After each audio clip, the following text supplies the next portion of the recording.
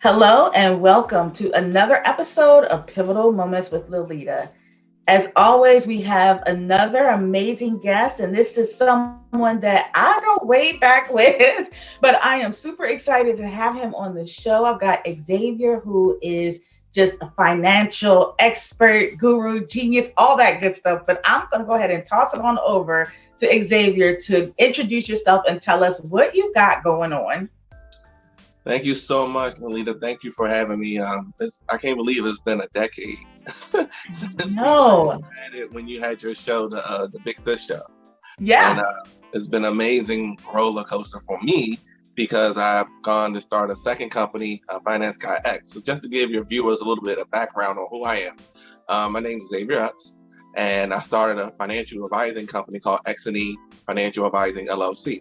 I started this company about a decade ago, and we now have a little over 1,000 clients from small businesses to individuals, and we provide tax preparation, bookkeeping, accounting services for families, such as financial plans, budgeting, and helping people really understand what the issues are as it relates to credit and debt.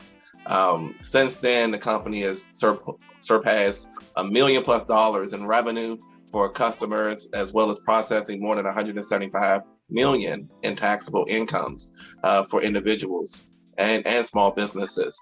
And today we're a certified minority-owned business enterprise, and that's something big, because just to be a corporation that's a minority owned is one thing, but to actually go forth before a panel and get your corporation certified and go through all the rigorous financial checks and making sure that you meet all of these different boxes and criteria, it was major for us on going in last year to become certified. So we are a certified minority-owned corporation, and a year ago I started my new business, which is behind me, Finance Guy X. That's more of a personal brand, and with Finance Guy X, we also just released our first book, Budget It Yourself, by me, obviously. And it goes through the 3 pillars of my methodology as it relates to budgeting: taxes, credit, and budgeting. So it spent a great deal on the first chapter, which is taxation, which just ended last Monday. And it really helps people understand how they can understand their taxes from a different perspective versus just going and getting their taxes done and being told you owe or you get a refund.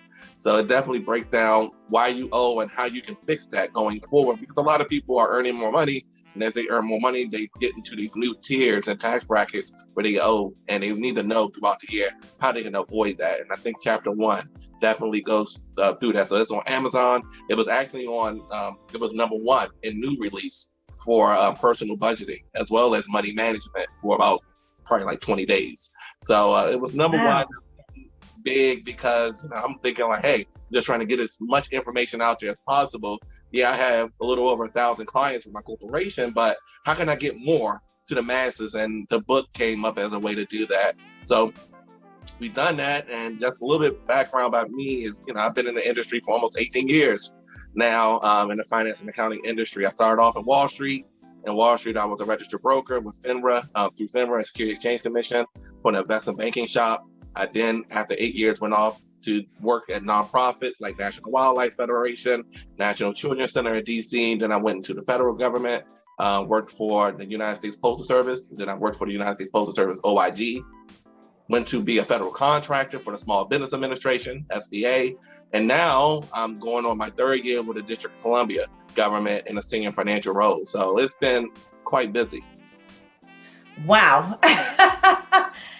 First of all, congratulations on that book. That is just, it sounds so perfect for what people need. And, having known you and like you mentioned, you've been on my show years ago when I had a show, different events that I've had that you've been at, and even working with you directly, I have to let the viewers know Xavier is definitely passionate about helping people understand their finances and understand how to not be, just a slave to money problems and all of that. And I've known many people that he's helped. So y'all check him out. Y'all see the information on the screen. Go ahead and check him out.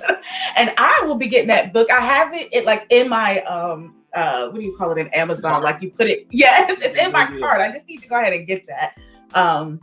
But definitely congratulations on everything that you're doing. That's amazing and awesome. And it's always impressive to me to find someone that is passionate about numbers because I hate them.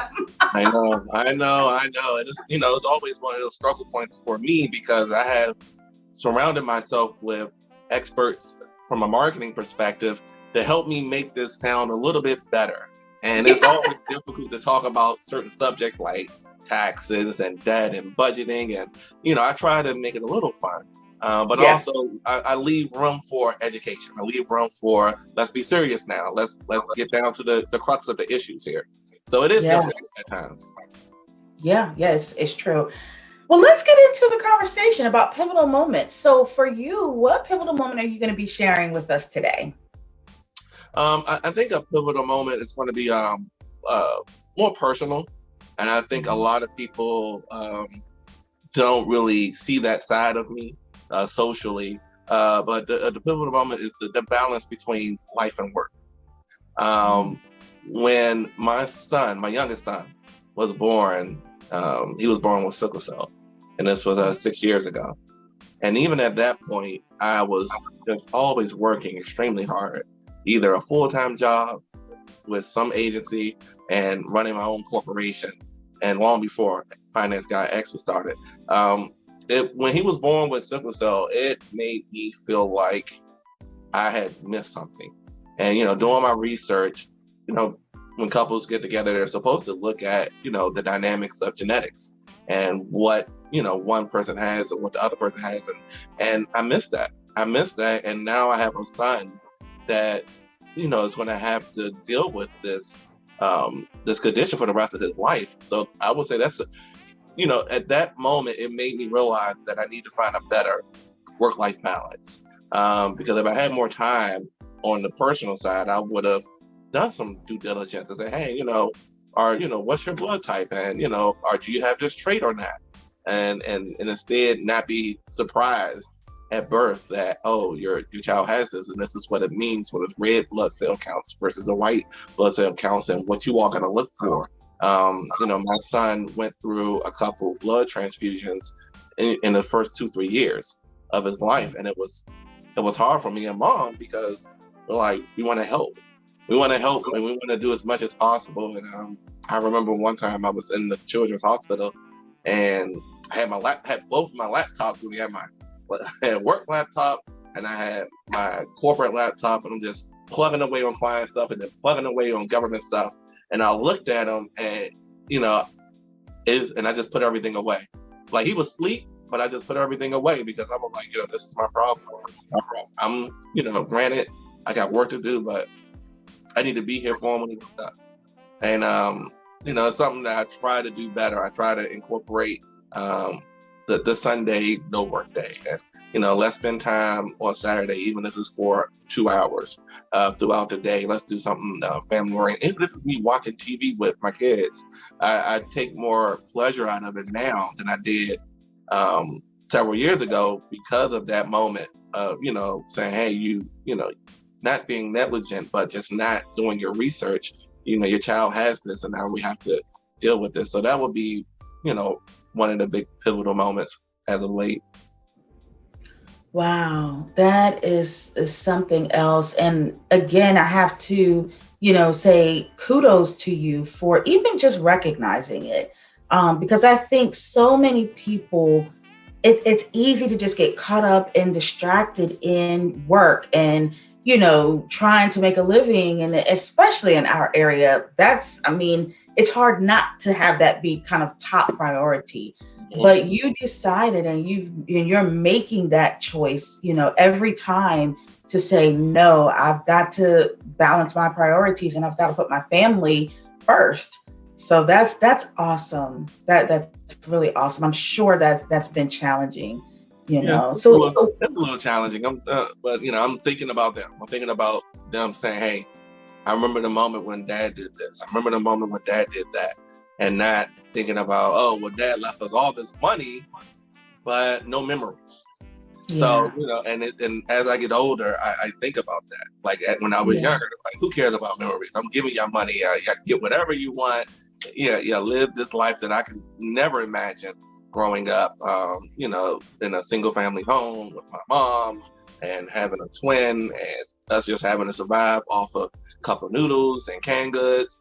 Mom working 2-3 jobs. It was like, I could never imagine having that type of life. And that's what I always think about. But then I'm like, you know what? They didn't ask to be born into this world.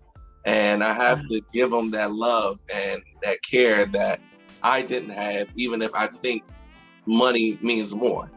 So it's definitely a game changer when you start to really think about long term. Wow. Wow. So, we always talk about the actual thing that's discovered in the pivot, right? Because, really the whole pivotal moment, that's that thing that everything centers around. And a lot of times we don't really discover it until we're in the pivot, until we're pivoting. Right. So what would you say you discovered was that important, unchangeable thing for you that everything else must center around that? I think I discovered that it was being a father, not just, having a title of being a father, like doing what it takes to not be called dad, but doing what it takes to be. For me, and I don't know why, I think dad and father carry two different responsibilities. I think dad is thrown out there like, oh, go ask your daddy, or, did you talk to your dad? Whereas being a father, I feel like it's so much stronger. The word, the syllables, when you break it down so much, my father, when people speak of father, my father did this, my father did that. It's more, I don't know why, but it seems like the word father has more sentimental and more emotional connection than the word dad. So I feel like I was always listed as someone's dad on the birth certificate or dad in documents, but I wanted to be a father. And I think in that moment, it was like, I want to be a father. He don't know what I'm doing while he sleeps, but I know what I'm doing. I'm putting away my electronics. I'm pushing aside my work. I'm being a father. I want to be here for him when he wakes up. I want to rub his tummy when when he said that, something's not feeling good in the hospital. I wanted to be a father. So I think that was the moment when it was like the difference maker for me, like father, dad. Yeah. Wow, that is beautiful. So now let's talk about adjustment. So of course, we always get to the point where we talk about adjustment, because adjustment kind of takes on that different tone. To adjust can be defined as adapting to something uncomfortable, whereas our pivotal moment can be kind of precious to us. Adjustments can be kind of challenging. So tell us about the adjustment part. When did you have to adjust rather than pivot? The adjustment part started like right after, because he had to, at that time, he had to have a blood transfusion. And the adjustment was not just being a father to him, but being a father to my other kids. I have 5 kids, so I was like, okay, I need to give them the same attention somehow, some way that I'm giving the youngest. And that's where the adjustment of, incorporating Sundays, having check-ins, hey, how's it going? What's going on? Let's meet up. Let's, what's the work looking like? Let's incorporate you into getting your own cell phone. What grades need to look like to get a cell phone? So it was more me being engaging with them than just the women, the women in the family. It was, oh, wow, Xavier's taking, stepping up. It's no longer that we have to kind of carry that burden of saying, hey, just do what your dad says. No, your dad is talking to you, and he's being a father. He's here with you. I'm not going to just tell you what to do. I'm going to help you do it. If I can't help you do it, we're going to find resources. So, the adjusting was not just doing it for one, but doing it for many. And it's still somewhat challenging because at night I think about, what did I do today? What did I do today? I can do a lot of things as relates to business and being productive in the workplace. That comes with almost 2 decades of experience now. What did I do to be a good father? What did I do to be a good husband? What did I do to be a good son? So those are the things that I think about And I want to make sure that every time I go to sleep, that I did something that was, self-worthy. Like it's many, many times that I don't even get a good hour to myself. And yes, we know that's not good for the mind, right? The mind, the body, the soul. You need to have time for yourself. But for me, I spent so much time doing things my way that now I get pleasure out of doing things for others. So when I'm doing things for my kids, when I'm doing things for my wife, I get pleasure. When I'm doing things for my mom, I get pleasure out of that. So again, that adjustment is huge because it's continuing. It's a continuation. It doesn't really stop. You never really stop adjusting. You just know what you're trying to reach. So it's been a bit much sometimes, but you get through it. And I really appreciate what you're saying, because I think all of us can easily fall into what comes natural for us, and many times, the work, or if we're creative or whatever, that usually comes natural, and it's easy to spend a lot of time doing it because we're good at it and it feels good, right? We get all this positive, affirmation from doing it. But I love what you said. At the end of the day, what did I do today to be a good husband, to be a good son, to be a good father? And I think any of us can say that. If we're married, what did I do to be a good mate? A good, like you said, daughter or son, or whatever role we are, focusing on those areas that sometimes don't come as natural, and sometimes aren't as comfortable. I love that. Yep. Yeah. I love it. Well, as we come to the end of our conversation, what final words and message do you want to leave with the viewers today? The final words and messages I want to leave with your viewers today is that you can accomplish. Of course, you can accomplish anything, right? But is it worth it? Like, start to value. Like, I start to value my accomplishments. If the valuation is the mathematician in me, if the valuation isn't at a certain level, I don't even go seek the accomplishment. And for family, for my kids, or for my wife, or for my mom, a lot of value is there. But I also say, is it worth it? Is it worth it? Because I know time isn't promised to anyone. And I have to value that time in every little thing that I do. So if just a case study, is it worth it to go all the way over to my mom's house to give her money, or is it worth it to go take her somewhere and buy her things? And given the time constraints that I have, I may want to just go give her money because it's the easiest. Yeah. But the value of it is going with her, taking her, even if it's to the shoppers, or going and say, look, I came looking for you. I know that brings a big smile on her face versus me just dropping off some money at her home and dodging out. So you really have to think about, I want to do something great for people, but how do I go about executing it, which makes it valuable? And that's what I, want to tell viewers to look. When you do things, look at it from a perspective of what's the value? Is it going to give you that good bang, that good return that you want? And for us, the return on those investments is the moments, the memories, the pivotal periods in life. Those are the returns you want to get out of it. Wow. I know people are probably thinking, who knew a conversation with a mathematician could be so enjoyable and inspiring? Wow. You can accomplish anything, but is it worth it? Yeah. Wow.